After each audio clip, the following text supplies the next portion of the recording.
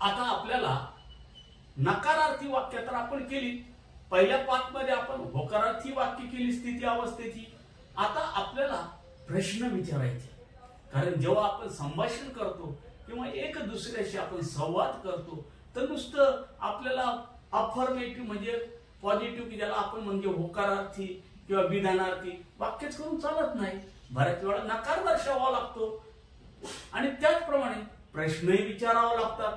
मग हे प्रश्न जे असतात हे आपल्याला कधी होकारार्थी प्रश्न विचारावे लागतात तर कधी नकारार्थी प्रश्न विचारावे लागतात। मग आता थोडंसं त्या बाबतीत पाहू, शांतपणे व्हिडिओ पूर्ण पहा, तुम्हाला प्रत्येक गोष्ट समजलेलीच असेल, डोंट वरी अबाउट इट। बघा, तर आता विचारा प्रथम स्वतःला प्रश्न विचारायचा आहे आणि तो प्रश्न मी दोन प्रकारे घेतो, एक होकारार्थी आणि एक नकारार्थी।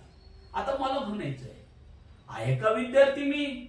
बघा प्रश्नच विचारला ना, आपल्या फेशियल एक्सप्रेशन वरून आणि आवाजाच्या टोन वरून चढ उतारावरून त्याचा प्रश्न वाटला पाहिजे, विचारल्यासारखं वाचायचं नाही, बोलायचं आहे। आपण पहिल्या व्हिडिओ मध्ये तुम्हाला सांगितलं आहे का विद्यार्थी मी? मग काय बोलायचं इथं? आहे का विद्यार्थी मी हा प्रश्न झाला, प्रश्न विचारा, ask the question, very simple thing. Am I a student? Am I a student? Am I a student? मी विद्यार्थी आहे का? आहे का विद्यार्थी मी? Am I a doctor? आहे का डॉक्टर मी? Am I a professor? आहे का प्रोफेसर मी? Am I a businessman? आहे का बिझनेसमॅन मी? Am I a policeman? आहे का मी शिपाई दादा? या पद्धतीने आपल्याला होकारार्थी प्रश्न विचारता येईल, एकदम सोपं आहे। आता आपल्याला याचा नकार करायचा, पण सावध, लक्षात ठेवा, मी सावध आणि लक्षात ठेवा हे दोन शब्द मुद्दाम म्हणून वापरलेले आहेत। गमतीने किंवा फारसा अभ्यास नसला, कधी ऐकलं नाही तर आपल्याला वाटलं एमचं एमंट करावा, पण असं चुकीचं इंग्रजी कृपया आपण बोलू नये। का तर हे नाहीच आहे। तर प्रश्नार्थक वाक्यासाठी आणि स्वतःबद्दल म्हणजे आयला संबोधून प्रश्न विचारायचा असेल तर तुम्ही आरंत हाच शब्द वापरायचा आहे। आरंत, आय एम नॉट वगैरे असं काही वापरायचं नाही। पुन्हा एकदा मी रिवाइज करतो, आरंत, आरंट म्हणू नका, करंट लागेल बरं का, आरंत, आरंत, आरंत। I a student? मी विद्यार्थी नाहीये का? Aren't I a doctor? मी डॉक्टर नाहीये का? Aren't I a shopkeeper? मी दुकानदार नाही का? Aren't I a fruit seller? मी फळ विक्रेता नाही का? Aren't I a teacher? मी शिक्षक नाहीये का? Very simple. एकदा तुमच्या जिभेवर शब्द रुळले का पुढे तुम्ही फार इंग्लिश बोलू शकता, सहजगत्या कुठलाही विचार न करता तुम्हाला बोलता येणार, ही माझी गॅरंटी आहे। तर लक्षात ठेवा मित्रो, माझी प्रत्येक व्हिडिओ तुम्हाला काहीतरी मौलिक शिकवून जातील, फक्त पूर्ण शांततेने तुम्ही पूर्ण व्हिडिओ पाहणं गरजेचं आहे आणि ते तर तुमच्या हातात आहे, अवघड काहीच नाही। चला आपण पुढे जाऊया। आता आपल्याला तिसऱ्याच कुणाबद्दल तरी बोलायचं आहे, पण ती तिसरी व्यक्ती एक आहे। ती एक म्हणजे तुम्हाला माहिती आहे, जर नाव माहित नसेल तर ही व्यक्ती आहे, ही म्हणजे तो, स्त्रीलिंगी असेल तर शी म्हणजे ती, मग छोटी मुलगी काय, म्हातारी बाई काय, कोणी असू शकतं, ही सी। आणि पशु प्राणी निर्जीव वस्तूंसाठी आपण इट वापरतो, हे तुम्हाला माहितच आहे। हे सगळे एक आहे आणि बऱ्याच वेळा आपण आपल्या मित्रांची किंवा घरातल्या कुटुंबाची किंवा असंख्य कुणाची नावं घेतो, तर ही पण एकच व्यक्ती असते आणि एक व्यक्ती असले तर मनुष्य असेल म्हणजे ज्याला आपण मेल असेल तर आपण ही म्हणतो आणि फिमेल असेल तर आपण सी म्हणतो। मग अशा एका व्यक्तीसाठी, तिसऱ्या कोणातरी एका व्यक्तीसाठी आपल्याला प्रश्न विचारायचा आहे होकारार्थी, तर आपण म्हणूया is he a teacher? Is he a teacher? तो शिक्षक आहे का? Is she a teacher? ती शिक्षिका आहे का? Is she a nurse? ती परिचारिका आहे का? Is he a shopkeeper? तो दुकानदार आहे का? Very simple. म्हणजे आपण होकारार्थी प्रश्न विचारला. आता अतिशय सोपा आपल्याला नकारार्थी प्रश्न विचारायचा. जर तुम्ही इजने होकार करता, काय फक्त त्याला नॉटचं कॉन्स्ट्रक्शन लावून आपण इजंट म्हणूया. इजंट म्हणू नका, हे जरा ओल्ड झालेलं आहे आणि ते नाही बरोबर. इजंट टच ऐवजी त वापरा, खूप सुंदर साऊंड निघेल. इजंट ही अ टीचर, शिक्षक नाहीये का तो? Isn't he a doctor, doctor नाहीये का तो? Isn't he a food seller, तो फळ विक्रेता नाहीये का? इजंट ही अ सिंगर, तो गायक नाहीये का? इजंट ही अ म्युझिशियन, तो संगीतकार नाहीये का? इजंट ही अ डान्सर, तो नर्तक नाहीये का? बस नकारार्थी प्रश्न विचारतात. हजारो काय लाखो प्रश्न तुम्ही असे विचारू शकता. फॉर्म्युला लक्षात ठेवा. मग आता आपण आईवरून ही वर आलो. आईवरून ही वर आलो म्हणजे एम वरून इज वर आलो. त्याचे नकारार्थी पाहिले, त्याचे नकारार्थी प्रश्न पाहिले. चला आपण थोडं पुढे जाऊया. आता समोरच्या एका किंवा अनेकांबद्दल. हे जर नाही कळलं तर गोंधळ होऊ शकतो. समोरचा एक म्हणजे कोण? नेहमीच आपण त्याला यू म्हणतो, म्हणजे तू. आणि अनेक काही असतील तरी आपण म्हणतो यू म्हणजे तुम्ही. आणि दुसरे जर असतील पण जास्त असतील म्हणजे ते, तर दे आपण त्याला म्हणतो. किंवा आपण, आम्ही. यांच्यासाठी आपल्याला पुन्हा आता प्रश्न विचारायचा आहे. तो प्रश्न आपण आर ने विचारू.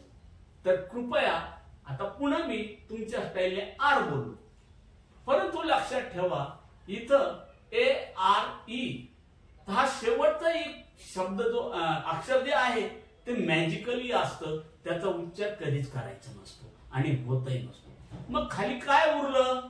तर ए नंतर आर अक्षर तुम्हाला दिसतं. तर ह्या जोडगोळीचं म्हणजे हे जे अक्षर आहे ए आणि आर, जिथं जिथं संगतीने येतील याच्या पाठीमागे आर, तर त्यांचा उच्चारामध्ये र गायब असतो.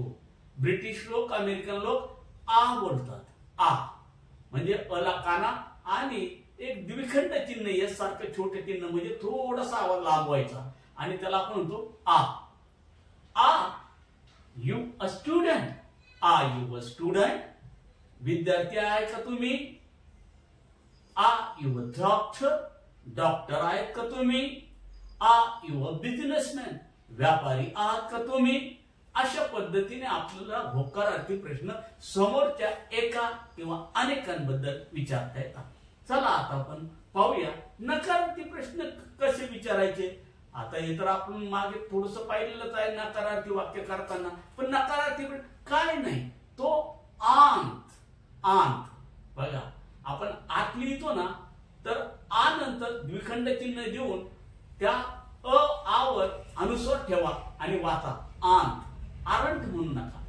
आंत यू अ स्टुडंट. विद्यार्थी नाहीये का तू? आंत यू अ डॉक्टर. विद्यार्थी नाहीये का? डॉक्टर नाहीये का तू? आंत यू अ बिझनेसमॅन. व्यापारी नाहीये का तू? या पद्धतीने तुम्ही नकारार्थी प्रश्न विचारू शकता. चला आता आपण थोडस आता सध्याच्या काळातले म्हणजे वर्तमान काळातले वाक्य बघितली. आता आपण थोडं मागच्या काळात जाऊया. मागचा काळ म्हणजे होऊन गेलेला काळ, भूतकाळ.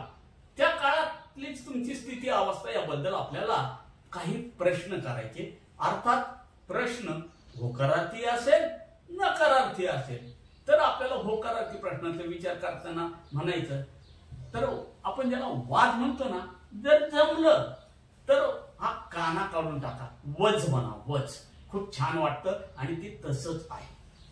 वज आय अ स्टुडंट. मी विद्यार्थी होतो का? होतो का मी विद्यार्थी? प्रश्न आहे ना. होतो का मी विद्यार्थी? वज आय अ स्टुडंट. होतो का मी ड्रायव्हर? मी चालक होतो का? म्हणजे ड्रायव्हर होतो का? वज आय अ सेलर. मी शिंपी होतं का म्हणजे कपडे शिवणारा, ज्याला आपण टेलर शिंपी म्हणतो मराठी. ओके, तर याप्रमाणे होकारार्थी प्रश्न आपल्याला विचारता येतातच. मग आता नकार तर तुम्हाला माहितीच आहे, आता पण शिकला असाल काय करायचं. हे वजला यन आणि लोपचिन्ह ज्याला अपॉस्ट्रॉफी चिन्ह म्हणतो ते देऊन टी लिहायचा असतो. परंतु आपण त्याला ट चा उच्चार न करता ट च्या ऐवजी खुणगाट बांधा त बोलायचं आहे. वजंत, वजंत आई अ स्टुडंट, नव्हतो का मी विद्यार्थी. वजंत आई अ टेलर, नव्हतो का मी शिंपी. वजंत आई अ डॉक्टर, नव्हतो का मी डॉक्टर. याप्रमाणे प्रश्न विचारतात आणि रंगत आणता येतात आपल्या संभाषणामध्ये. आणि एकदा आपला आत्मविश्वास वाढतो या गोष्टीचा थोडासा एक 20-25 मिनिटं सराव केला का प्रश्न मिटतो आणि मग मोठीची मोठी वाक्य तुम्ही सहज न भीता सुरळीतपणे सुगमपणे सहजपणे बोलू शकतात. फ्लुएन्सी म्हणजे काही धो पाणी वाहणं असं त्याचा अर्थ नाही, ते डोक्यातून काढून टाका. फाडफाड इंग्लिश बोलणं म्हणजे गोळ्या झाडल्यासारखं इंग्लिश बोलायचं असा त्याचा अर्थ नाही. परंतु न अडखळता संतपणे झुळझुळ आपले एक ओघ तयार झाला पाहिजे, फ्लुएन्सी आली पाहिजे. त्याला ओघ म्हणतो, ओघवता आपल्याला बोलता आलं पाहिजे. आणि ते केव्हा येईल, जर आपला आत्मविश्वास वाढला, चुका कमी झाल्या तरच होऊ शकतं. चला आता आपण समोरचे एक आणि अनेक पण समोरचा आहे, आता फरक लक्षात घ्या. काय आहे, समोरचे आहे पण एक आणि अनेक यांच्या स्थिती अवस्थेचं होकार प्रश्न आणि नकार प्रश्न आपण विचारणार आहोत. मग वर यू अ स्टुडंट, होता का विद्यार्थी तू. वर यू अ स्टुडंट, होता का विद्यार्थी तू. वर यू अ डॉक्टर, होता का doctor Tu. Were you an engineer, होता का अभियंता तू. याप्रमाणे होकारार्थी प्रश्न आपल्याला सहज विचारता येतात. आता आपण नकार करायचा, पुन्हा तेच वरंट. वरंट म्हणू नका किंवा वेआर नॉट असं काहीतरी चुकीचं नका बोलू. सोपं मी सांगतो तेवढंच करा, बाकी सगळे प्रश्न मिळतील. Weren't, weren't. मग वरंट यू अ स्टुडंट, नव्हता का विद्यार्थी तू. वरंट यू अ डॉक्टर, नव्हता का डॉक्टर तू. याप्रमाणे आपल्याला भूतकाळाच्या संदर्भात, झालेल्या काळासंदर्भात स्थिती अवस्थेचे होकार आणि नकार प्रश्न विचारता येईल. आता आपण थोडस अजून पुढे जाऊ, म्हणजे अर्थात आता खऱ्या अर्थाने पुढे म्हणजे आपला येणारा काळ, पुढील काळ, ज्याला आपण परिचित शब्द म्हणतो भविष्यकाळ. म्हणजे जी गोष्ट अजून घडली नाही पण भविष्यात येणाऱ्या काळात आपल्याला बोलायचं आहे, त्या स्थितीबद्दल, त्या अवस्थेबद्दल बोलायचं आहे. तर मात्र आता केवळ विल वापरून चालणार नाही, तर त्या विल बरोबर एक जोडीदार आहे त्याचा, तो म्हणजे be. Will be, will be a student, असेल का विद्यार्थी. Will be student. परंतु आता इथं गंमत अशी, नुसतं असं वापरून चालणार नाही, तर विल नंतर बी पुढेच ठेवायचा. विल नंतर आपल्याला तो कर्ता वापरायचा आहे. म्हणजे आपण स्वतःबद्दल विचारत असाल तर will I be a doctor, मी विद्यार्थी असेल. Will I be a doctor, असेल का मी विद्यार्थी. होकारार्थी प्रश्न. Will I be a tailor, मी टेलर असेल का. शेवटी का बोलावं लागला प्रश्न आहे. Will I be a teacher, मी शिक्षक असेल का. आता हेच आपल्याला नकारार्थी बोलायचं आहे का मी नसेल व भविष्यात. Won't I be a teacher, मी शिक्षक नसेल, मी शिक्षक नसेल. Want he be a professor, तो प्राध्यापक नसेल. Won't she be a nurse, ती परिचारिका नसेल. याप्रमाणे आपल्याला भविष्याबद्दलही बोलता येतं. मित्रो, माझा व्हिडिओ संपूर्णपणे पहा, समजावून घ्या काही शंका असेल तर कमेंट्स करा। परंतु माझे असे चांगले व्हिडिओ तुम्हाला आवडले तर नक्कीच लाईक करा, शेअर करा आणि मित्रो सबस्क्राईब करायला विसरू नका, म्हणजे माझा ग्रुप वाढेल आणि तुमच्या पुढे छोटे छोटे सुंदर सुंदर नवीन विषय मी आणू शकेन। धन्यवाद।